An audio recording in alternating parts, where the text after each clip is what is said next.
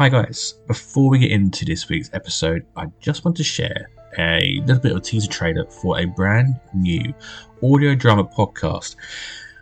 The Timekeeper is a 4-episode long series that follows 17-year-old Charlie and his friends Gamma and Zoe as they are pulled into a life and death version of a video game called 13 Keys.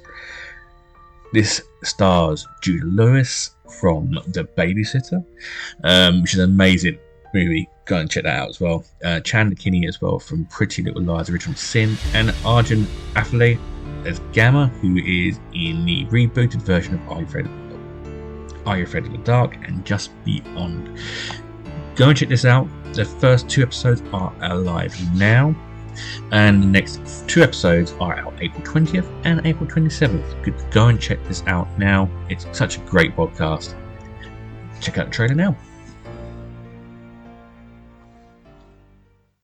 You ever heard about Shady Pines? Research place out by Borden. The guy running it goes insane. Locks everyone inside, sets the whole place on fire, burns them all alive. What does that have to do with the game? The game is Shady Pines. Good, I was scared there for a second with the lightning and the creepy murder ghost game. Just pause it. There is no pause. There is play or do not play. I stop playing, clock starts ticking. What, you have to play until you beat it? Exactly. Tim's missing. You think it has something to do with the game? Yes. No, it's just a game. How does it know who's playing? Ghosts. It's not ghosts. Then what is it? The Timekeeper is always watching. The Timekeeper doesn't exist. Fairchild says the people he worked with called him the Timekeeper. Fairchild is dead. He takes your days, he takes your nights, and then he takes your life. He's always watching. Everyone who plays this game dies or disappears. It's just a game, G. I thought I was the only one at risk because I was the only one playing, but now I don't know. We need to get to Shady Pines and get the server back on.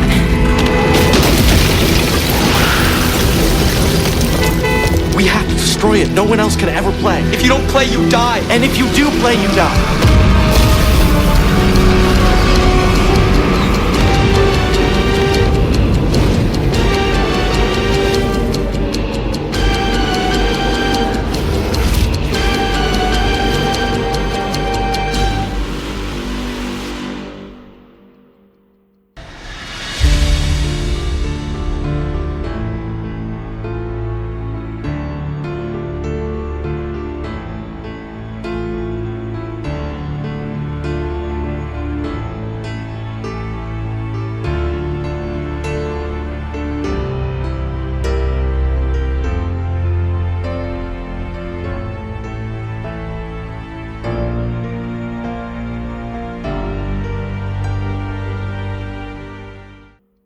Hi, and welcome to Bloody Good Reads. I am your host, Mark Goddard, and this week's guest is a screenwriter, an author.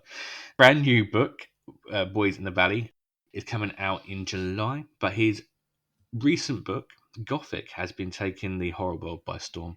So welcome to this week to the podcast, Philip Fracassi. Hey, thank you for having me. No worries.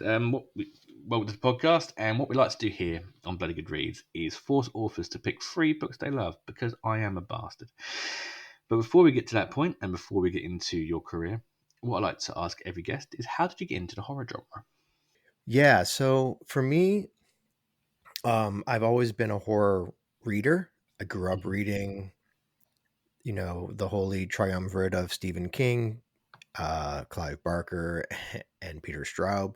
I was of that generation, so always been a big horror reader, and I've always been a writer, but have not until sort of recently written horror. So for whatever reason, my brain didn't make the connection between the two things. So all of my fiction was basically non-genre, if you'll call it, or literary fiction. And then around 2010, I started getting some traction as a screenwriter. I was selling a couple scripts, and I started writing horror movies.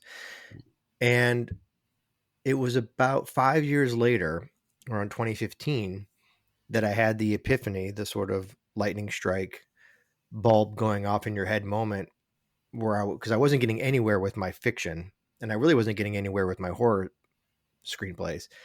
So I was kind of like, well, wait a minute, why don't I just write horror fiction? since I love writing it, but I never applied it to my fiction writing. So I did. And the first story I wrote was called Mother. And I sold that right away. And then the next story I wrote was called Altar. And I sold that right away, both of which were in chapbooks by a small press called Dunham's Manor. And I was off to the races. I have, there's been some definite growing pains. The first, I would say 5 years, I was really struggling to sell stories or to get publishers to, buy my books. I was trying to get an agent, all this stuff that writers go through in their early, years. And then just about a couple of years ago, I guess maybe a year ago, I was able to sell do a 2-book deal with Tor, and have subsequently sold another novel, and now I'm just kind of like writing, and I'm writing full time, and I'm kind of living my childhood dream. So that's that. So now it's just I am still focused on horror because that's kind of what got me here, and I do love writing horror, but I have other interests as well. So, for example, one of the novels I sold that hasn't been announced yet, unfortunately, is science fiction. And another novel that I'm working on is sort of a hybrid of science fiction and horror. So I kind of, I'll probably stay in genre, but I do have different things I like to do. And I had a book come out, for example, last year called Don't Let Them Get You Down. That is not a genre novel. It's a novel about anxiety and depression that's been well received. So so I read a lot of different stuff, but yeah, that's how I started writing horror fiction. It was just kind of a natural progression of my life and the things I've been doing, and sort of making that connection and kind of putting it all together. Okay, cool. So was it the screenwriting that kind of came first for you naturally as a film fan? As opposed to fiction, I'd always written fiction, even since when I was 10 years old. I was writing stories. And so I've always wanted to be, like, my dream since I was a little kid was I always wanted to be living in New York City and being like a professional writer. Like that was that. So that I don't live in New York City, but I did get the writing part. So no, fiction's always been my first love. The screenwriting thing came about because I do work in, the last on and off for the last 30 years, I've worked in film and TV production. I know a lot of producers. I know a lot of movie people. And I wanted to try my hand at it, but I kind of fell into it a little bit. I was offered a job to write a screenplay for a children's movie for Disney. I was going to bring this up later. Yeah. Well, what happened was the producer had read, I had a self-published book called The Egotist. This is like circa 2009, 2010. And the producer was so enamored with that book that she reached out and asked me if I would take a crack at writing this screenplay. So that was kind of how I got into it. And then I started writing more screenplays for them. And then I started writing some horror screenplays, and I had a movie produced by Lifetime. And so it seemed like a natural progression. And I was kind of like, oh, okay, now I'm a screenwriter. But as I mentioned a few minutes ago, that ended up kind of like running its course. Although I am still writing screenplays, I did adapt one of my short stories just last year into a feature screenplay. I might be working on another screenplay that's coming up based on one of my novels that's still in the discussion phase. So I'm still writing screenplays occasionally, but it's not what I do, for first and foremost. First and foremost, I just write fiction. Okay. I thought Santa Paws 2 was a strange start for a horror author, but yeah. Yeah. 7 screenplays for that branch of Disney Entertainment, who was making those children's movies, the Talking Dog movies and stuff like that. I only got credited for one, which is very common in the industry. Typically, when you're hired to write a screenplay, you don't always get a credit for it. So I wrote a lot of those kids movies. I had a blast doing it. I really did. And, and I was making money and all that stuff. But yeah, it's it's kind of a weird way to get into horror. Yeah. Well, before we get into the horror and how your first books and to your amazing Gothic, which has been doing extremely well within the horror circles. What we'd like to do here, as I mentioned before, is force authors to pick 3 books they love. So what is your first bloody good read? I think my first one, I think I'll start with, I had to think about what to choose. And I was like, do I go with like my favorite books of all time? Do I try and go more contemporary? Do I stay with the horror theme? So where I ended up was, I was like, I'm going to talk about my favorite, 3 of my favorite horror novels of the last like decade. So that's that, just so you all know, that's how I'm categorizing these. So the first one is Nosferatu by Joe Hill. Okay, that is one we were going to do for a book club coming up. So that's a good choice. Oh, there you go. Yeah. I loved that book, and it was my introduction to Joe Hill. And I've since become a huge fan. My only problem with Joe Hill is he's not writing many novels. He kind of stopped, and he's kind of focusing on comics and his TV show and stuff like that. I think his last novel was The Fireman, which came out, I don't know, at least 4 or 5 years ago. I was kind of hoping he was going to be a novel a year guy, but I guess he's not interested in writing novels as much as he is comic books. Oh. So what is it about this one that drew you in? Well, for one thing, when that book came out, Joe Hill was sort of like, nobody really knew what to make of him. He'd had a couple books come out, but they didn't, they weren't like huge hits. Everyone knew he was King's son at this point. So I wasn't really sure what I had never read him, like I said, so I wasn't really sure what to expect. And I think I was immediately drawn in, starting with the opening chapter, to his style of writing. It kind of was like that getting into the warm bath feeling that you get when you open a Stephen King book, where I was like, okay, here we go. Now here's like a well-written, comfort food horror novel. And that's gory and scary and but like I said, well, written well. And I just kind of fell into the story, and I love the epic scope of it. My novel, A Child Don't Know with Strangers, is 600 pages. So I like big, doorstop horror novels. I like falling into those worlds and living in them for a while. So I like that it was a big novel. I like the whole Christmas theme of it. I thought was interesting. The car and the drive, like it just had so many cool horror elements that he sort of like put together and told in such a fun way, that made me think about when I had first read Stephen King, and that same kind of exhilaration. So I just fell in love with that book, and I've read it a couple times now, and I went back and then immediately went and read Horns and 20th Century Ghost and his short story collection, and Heart-Shaped Box, which is another phenomenal novel. Actually, now that I'm thinking about it, if I were to do it again, I might pick Heart-Shaped Box as my pick, but we'll stick with Nosferatu. So, so it was just kind of like a keystone novel for me, and it was sort of reinvigorated my love for reading horror, as well. Cause I had been probably spending the last decade, I owned a bookstore, rare bookstore for a decade. And I was reading a lot of books that I hadn't read in a lot of different areas. I was reading a lot of classics and poetry and nonfiction and all this stuff. So I hadn't really been reading a lot of genre stuff. So it felt really good to kind of get back into a good old fashioned like genre novel. So that was kind of an important moment in my reading life. Good choice. We haven't had Joe Hill much on the podcast, which is a bit of a shame. His dad, loads of them, but it's nice to have a bit of Joe Hill in it for a change in here. Cool.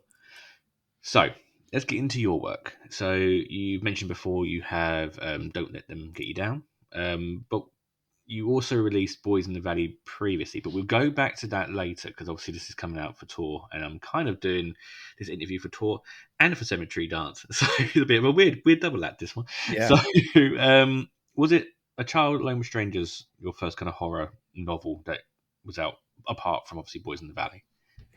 Yeah. So I I was writing horror fiction at the time. I'd come out with one story collection called Behold the Void. And I'd been getting a little traction selling short stories more consistently. I was kind of getting, sort of building a readership a little bit. And my agent at the time, my first agent, I'm on my third and hopefully last now. He was like, look, you can keep writing short fiction and enjoy your life and have fun and keep your day job, or you can start writing novels and do this for a living. And I was like, okay, like then let's do it. And I'd written 3 novels previously, so I wasn't completely alien concept to me. None of which were horror novels. But so I decided that I wanted my first novel to be, like I said earlier, a big doorstop, lots of characters, nonstop action, kind of escalating tension, and I ended up writing A Child Alone with Strangers, and it took me a long time to write it. It took me a couple of years to write it, primarily because there was a lot of tussling with my agent at the time. He kept wanting to kind of steer me a different direction than the way I wanted to go, what I wanted the book to be, and I was kind of stuck to my guns, and we ended up parting ways because of that book. And I wrote the book that I wanted to write, and I had to actually go back and sort of rewrite like 100 pages of it because I'd been kind of trying to do what he wanted me to do instead of doing what I wanted to do. So I ended up rewriting like the first 100 pages and then kind of continuing on and writing this big novel. And so that was my first horror novel. And then Don't Let Them Get, and that came out in November of last year, 2022. It seems like years ago. And then Don't Let Them Get You Down was released by Zagava Press in sort of a limited edition. And that one is, that's not genre. That's the one I mentioned earlier. That's sort of that's a novel that I had written previously that sort of focuses on a character who suffers from anxiety and depression. And so, yeah, so both those books came out last year. Okay. But the one that's been getting a lot of traction, obviously, is Gothic. This is how I first came across your work from Cemetery Dance. Make sure it's the right Cemetery one I'm doing this time, because it's two Cemetery Press and Cemetery Dance. It's from Cemetery Dance, so we do a lot of interviews with a lot of the guys there. But it's been getting such great press. I mean, you must be so pleased with the amount of kind of great reviews that are coming out for this one. And from the cover art, I mean, the cover art is very video nasty, it's very 80s or 70s, 80s kind of style of horror kind of cover, which I'm absolutely loving, even from like the creases in the picture, which is what drew my eyes to it in the first place. But for people who haven't really kind of maybe heard of Gothic, can you tell us a little bit about the book? And yeah, go from there. Yeah. So Gothic was written originally as a novella, and it was going to be in my story collection, Beneath the Pale Sky. And so fast forward to agent number 2, and I had sent her Beneath the Pale Sky along with Gothic being in the last story. And she read it and she was like, look, I think it was like 45,000 words, which is essentially a small novel. And she was like, look, there's so much story here. You could really expand it and make this a novel, and we could sell it as a novel.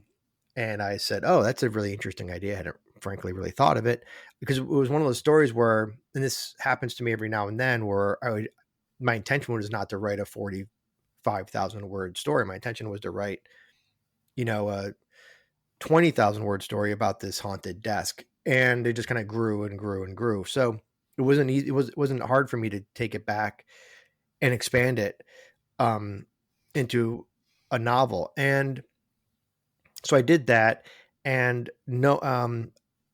but during this time, fast forwarding to agent number 3, once the novel's finished, we were really focused on selling A Child Alone with Strangers. So when you can kind of only really sell one book at a time, it's, so my agent was really focused on selling that book. So Gothic was sort of shelved. But then once A Child Alone with Strangers sold, which took a while, it took about a year to sell that book. And so Gothic was just sort of sitting there while I was writing a third book. And then Kevin Lucia at Cemetery Dance, I saw on Facebook, posted on Facebook that he was starting this trade division of Cemetery Dance. And I immediately reached out to him and I was like, hey man, I've got a book that I think would be perfect for CD. I saw that you're launching this new thing. And I think I think it was a matter of less than an hour. We had done, we had in principle sold the book to him, and then the contract followed. And yeah, and we ended up having to, I actually sold it way back in February of 2020, 2022. But because I had Child Alone with Strangers coming out and I had Behold Beneath the Pale Sky coming out, so we had to kind of push the release date all the way to February of this year. So, but yeah, it's come out and it's been getting, to your point, most reviewers seem to really like it. I think it's got a lot of great, a lot of great authors were kind enough to read it and blurb it for me, and it seemed to got some good traction with folks. And I think it's kind of it's a throwback novel, so I think some people are a little confused as to what exactly they're reading, what's happening, and they're a little shocked because there's like, it's a horror novel and it's kind of like, bad things happen. And I think a lot of modern horror reviewers are a little sensitive to actual horror. They prefer much more like pleasant, quiet, ambiguous horror. And this is not that. So I think it shocked some people and upset some people, but it seems like the majority of people are having fun with it, which is the whole point, and enjoying some of the themes that I play with in the book as well. So yeah, so far so good. I'm very happy with it. I think it looks great. Keelan Patrick Burke actually did the cover, and I thought he did a great job. So yeah, so far so good. It's been. I wish I could have. It's kind of bumping into my next release. So I haven't been able to focus on it as much as I would have liked to, as far as promotion is concerned, because I'm already promoting the next book. But CD's done a great job, and Kevin's done a great job, and Dan Franklin over there. So I'm really happy with it. And down the road, I may write a sequel. I have an idea for one. So it's just a matter of, finding the time. Again, Cemetery Dance, I've always said it, and every time we have an author from Cemetery Dance on here, they're an amazing company, and Kevin has a great eye for talent on here. So, well, they've been cranking out books. I mean, Kevin's been busy. I mean, I don't know how many of the books they've put out since he launched, like at the beginning of the year, but I think it's like since he's taken over. It's like at least one a month. It seems like one or more than that, a couple a month. It seems like So he's done a great job. My arc list is grown and grown. So. But yeah, cool.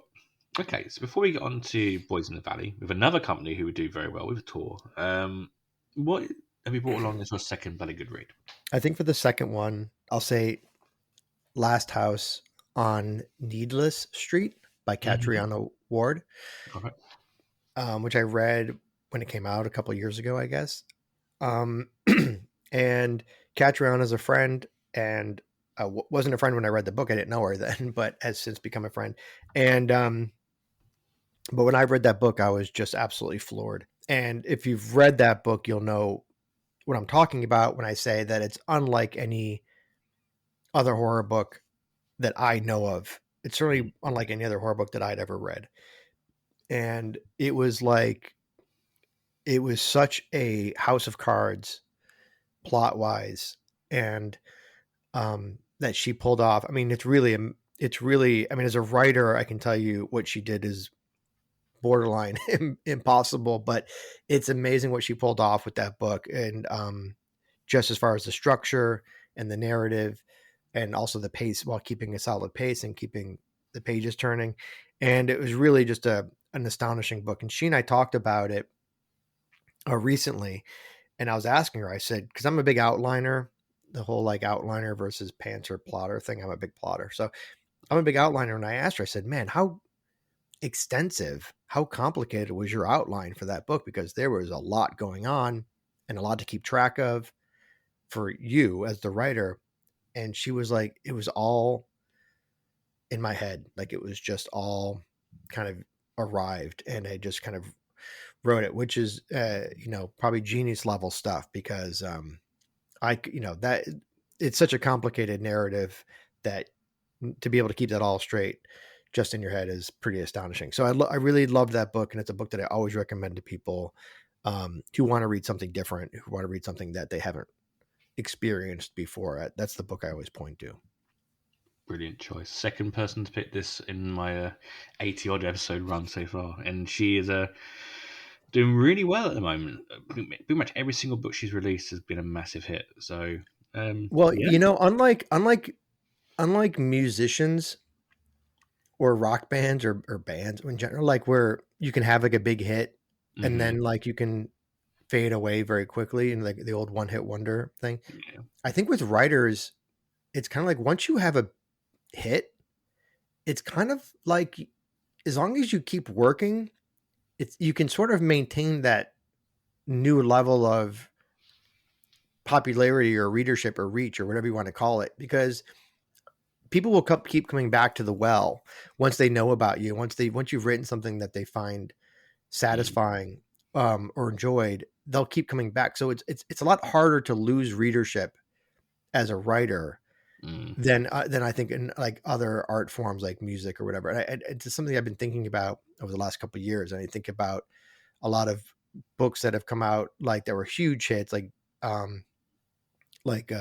Head Full of Ghosts by Tremblay, or I don't want to say the other example I have because it's my third book and it would be a spoiler, or Needless Street from Catriona. It's like, I think then once you get that level of popularity and success, as long as you keep working hard, I think it's maintainable, for the most part.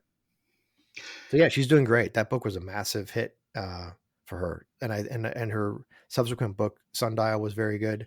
And Looking Glass Sound is her next book, so I'm excited to read that as well.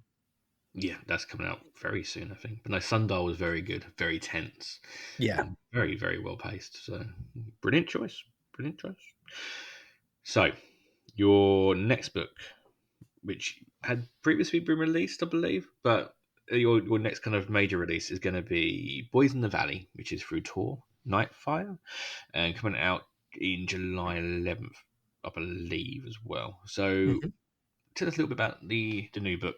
And yeah, so was this originally the one that you first released? Yeah, so technically Boys in the Valley was my first book release. So so what happened was, as I mentioned earlier, I had Child Alone with Strangers, I had Gothic, and then I wrote Boys in the Valley, and my agent was sort of like, we're getting a backlog. She's like, we gotta, she couldn't, you can't just throw a bunch of books at your agent and say, sell these. She has to kind of do, they have to sort of do it like one at a time. It's a lot of work. It's a lot of strategy, blah, blah, blah. So the point was I had this book sitting there that I knew was going to just kind of be sitting around for a while we sold these other books. So I, out of the blue, as this was all going on, I was approached by Paul Miller at Earthling, and he reached out to me, and I think he'd read my story collection, and he said, "Hey, do you have any novels, lying around? I would love to work with you."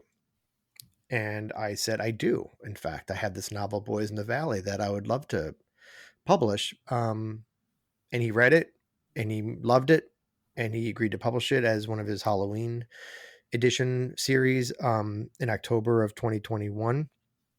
And it was produced in a edition of 500 copies in a very beautiful hardback deluxe edition. And so I was very happy about that. And I'd kind of been like, okay, well, that's that. Let's move on, And then in February of 2022, my wife and I were on a ski trip, and Child Alone with Strangers had been sold and was coming out later that year. And my agent and I were going to go out with a book that I'd written called The Blue Butterfly. And she had kind of prepped all this, the kind of this media kit, and we had our list of target publishers and editors. And I think this was like a Thursday or something. And she was like, on Monday morning, I'm sending this out, and we're going to try and sell this book. And I was like, great. And so I'm up on this mountain skiing, and I'm coming down the mountain, and reception comes back, and my phone starts blowing up. Messages, emails, like ding, ding, ding, ding, ding, vibrating in my pocket. I'm like, what the heck is going on?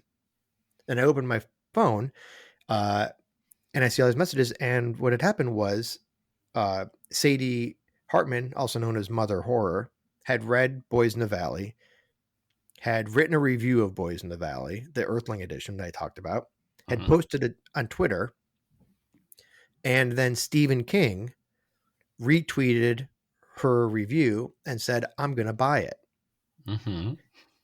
But you couldn't buy it because it was sold out. So, and I didn't have a deal for a trade edition. So there were only 500 copies in the world and they were long gone. So the next 2 days were basically me just answering emails and answering private messages and responding to Twitter people and all the thousands of people saying, where can I buy this book? Where can I buy this book? Because Stephen King has like 7 million people following him. So it was kind of like the best of times and the worst of times. Because on one hand, it's a dream come true to have Stephen King tweet about you. On the other hand, the book he tweeted about, nobody could buy. So it was a very strange moment in my life. And I immediately called my agent and I'm like, what do we do? What do we do? And she was like, so we had a conversation. She's like, well, let's put the brakes on Blue Butterfly and let's go out first thing Monday morning with Boys in the Valley and try and sell the trade edition. And and I said, okay, that's great. I said, look, the only thing I don't want to do is because I just been through this with the last book. I said, I don't want to send it out to a bunch of editors and then like wait for 3 months or 5 months or 6 months or a year for someone to read this stupid thing. Like, I think we need to kind of like, strike while the iron's hot, so to speak. I said, let's send it out to one editor and give them an exclusive window. So we sent it to Nightfire on Monday. I think by Wednesday, we had a deal in place in principle, which is, unheard of in the publishing world. And so, yeah, so we ended up doing a 2-book deal with Tor Nightfire. The first of which is Boys in the Valley, which, as you said, is coming out July 11th. In the US, it's actually coming out July 13th in the UK from Orbit. Orbit's the UK publisher.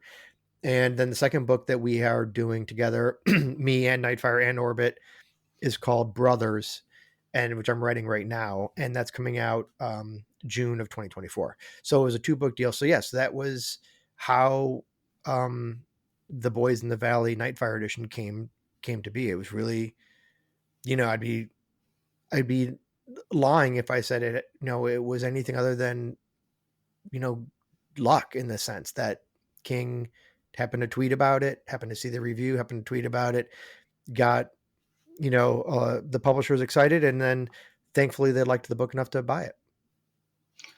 That is a brilliant way of getting a book out there. Definitely. Right. Well, he tweeted about it again last week, I think, a more official kind of tweet about the book. And luckily this time people could pre-order it. So it was very nice of him to tweet it. I think he's reading it right now. So he actually got a copy and he's reading it and he tweeted about it. So that was nice because the fact that he tweeted and there was actually like an order button that I could share with people was nice. So what's the basic premise of the story without giving too much away for Boys in the Valley?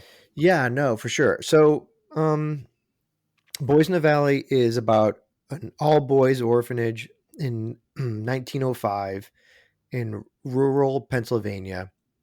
And there's like these 30 boys and they live in this remote orphanage in the middle of kind of nowhere. It's like an old church that had been repurposed into an orphanage, and it's run by priests. And then one night there's like a knocking on the door, and in comes this local sheriff and his men, and they have this kind of prisoner who's been wounded, and they need the priest to help him because he's going to die before they can get him back to the nearest town, which is like another 3-hour ride. So they bring him into the orphanage. The guy's very messed up. He's very evil seeming. He has strange symbols cut into his body, and when he dies somewhat dramatically, and there's this evil that's sort of released into the orphanage, and the remainder of the book is about how that evil affects the boys and how their relationships are altered by what happens. And it becomes sort of and this is on the book jacket cover, so I'm not giving it away. It's sort of a Lord of the Flies meets The Exorcist kind of premise. So that's the premise of the book. It's what the book's about. And it's horror for sure. It's very violent, very dark, but it's also got a lot of great characters in it. It's got a lot of emotion in it, I think. So, I mean, reviews have been through the roof so far, and so I'm really, really happy about that. Again, if you haven't haven't pre-ordered the book, Stephen King said so. Go and pre-order it now. So, yeah, listen to Uncle Steve. Awesome, brilliant. So the last thing I got to ask you is, what is your third and final bloody good read?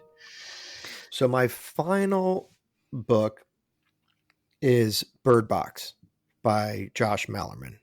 Good choice. Much like the other two books that I've mentioned, Bird Box I think came out in 2014. So I was just kind of making that decision to get back into horror, right? Into writing horror fiction.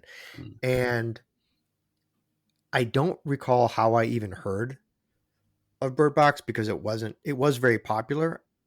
Obviously it was an international hit, but I wasn't circulating in that world a lot. I just kind of been through kind of a rough few years. I'd lost my business. I, had gone bankrupt, and I was kind of like rebuilding my life a little bit. And then I read Bird Box when it came out, and I still have the first edition hardcover that I bought way back when. And I was just like completely blown away at how powerful a book it was. And I was like so impressed, and it really got me hungry for more contemporary horror. And as a writer, as I've evolved as a writer, I go back to that book again and again. I think I've read it 4 times now. And I go back to that book because it is such a masterclass on writing horror fiction. And I learned so much reading that book. And just from the pacing to the way he builds up tension to the bizarre high concept plot, the way he creates emotion within all of that, and with his characters, and he just and also just the way he writes. His prose is so interesting to study. It's very clean. It's very fast. It reminds me almost of like James Fry a little bit. Like he just has a very unique style, and I really, really enjoyed. And I, now Josh and I are very good friends, and I've read everything he's written, but that book still stands as like this sort of like masterpiece to me. And like of the 3 books I've mentioned, I think if you were to read Nosferatu, Last House on Needless Street, and Bird Box, I think you would have a great trio of horror. And I would even add Head Full of Ghosts by Paul Tremblay. I think if you were to read those 4 books, you would have such an introduction to all the different things that horror can accomplish, and the genre can accomplish in much different ways. And I would say 5th book. I know it's only supposed to be 3, but I'm going to say 5th, which is because and Laird Barron's like first couple story collections, Occultation and the Imago sequence. I think if you read that Laird Barron Imago sequence, and Head Full of Ghosts and Bird Box and The Last House and Nosferatu, like you would have such a great, like that would be like my syllabus, right? If I was doing like a horror 101, would be like those 5 books in a way, because I think it just gives you such a broad spectrum of what horror can do. And those all those books were such learning experiences for me, and I think I've read all of them multiple times. So which is not common. I don't have time to read books twice typically, but I've read all those books at least a couple times. Great choice, and I'll second the Paul Tremblay Head Full of Ghosts. Amazing book, Yeah. absolutely amazing book. So, three very good choices, and thank you for not picking Stephen King, even though he has helped sell your book. So, You know what? I purposely didn't, Mark. I was like, I'm not gonna. King doesn't need the help. He's doing just fine. And also, I think I wanted to try and bring some titles that maybe people weren't familiar with. So great choices, absolutely great choices. Brilliant. So again, thank you so much for coming on the podcast for us this week. Again, go and check out go and check out Philip's brand new book, Boys in the Valley, which is out through Tor Nightfire and Orbit in the UK, coming out in July in the US. You also have Child Alone with Strangers and Gothic to go and buy now, so go and pick them up now. Thank you for coming on the podcast. Where can people find you if you'd like to be found? I love to be found. Yeah. So the best place to find me is my website, which is pfracassi.com. I'm also very active on Facebook. I have there's a fan group on Facebook you can find. That's very fun. And then I'm on Twitter, I'm on Instagram, I'm on TikTok. So just type in my name and find me on the socials or find me on my website. Awesome.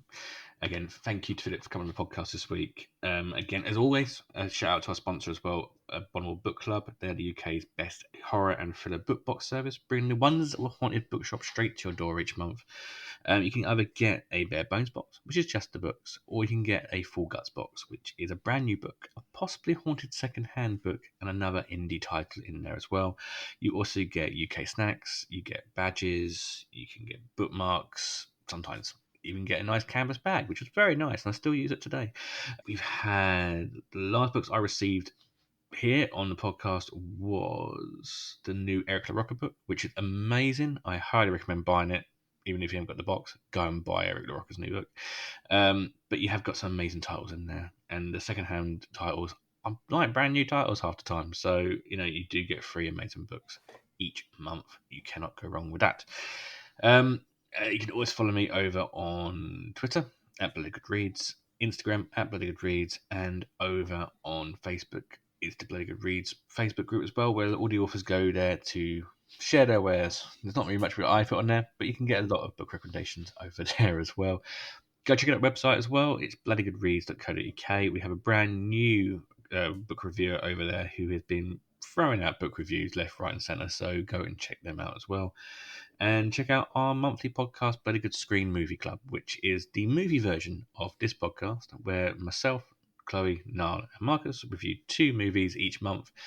And we also have our special B movie clubs as well with Hunter Shea, who has been joining me quite a lot on these podcasts because he's the only person who will watch B movies with me. And as always, I've been your host, Mike Goddard, and I'll see you next time.